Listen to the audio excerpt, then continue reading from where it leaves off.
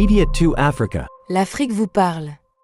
Ils sont plus de 2000 Camerounais interpellés depuis le début des troubles post-électoraux, selon Maître Ndam, coordonnateur centre-sud du collectif Défense citoyenne. Une situation préoccupante alors que certaines familles restent sans nouvelles de leurs proches depuis le début des troubles. Alors, l'état des lieux, il est au Camboulex parce que nous avons plus de 2000 personnes interpellées sur l'ensemble du territoire national. Et encore, les chiffres ne sont pas encore consolidés parce que nous avons des régions pour lesquelles nous n'avons pas encore de retour. Et même dans les villes où nous sommes déployés, Douala, Yaoundé, Bertoua et consorts, la consolidation n'est pas encore parfaite.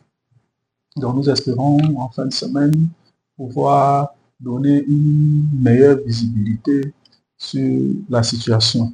Le collectif, déployé dans plusieurs régions, affirme travailler main dans la main avec les autorités judiciaires tout en veillant au respect des droits fondamentaux des personnes arrêtées.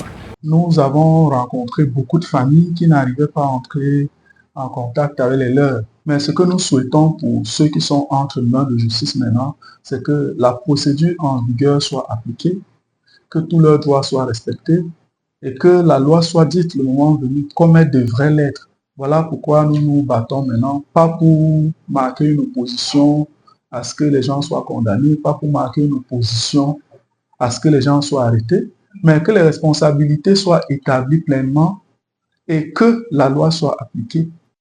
La plupart des personnes interpellées sont poursuivies pour insurrection, révolution ou appel à la révolte, des infractions relevant du tribunal militaire. Le collectif Défense citoyenne précise qu'il ne s'associe à aucun parti ni mouvement politique, mais agit dans le cadre d'une initiative purement citoyenne pour garantir la justice et la dignité humaine.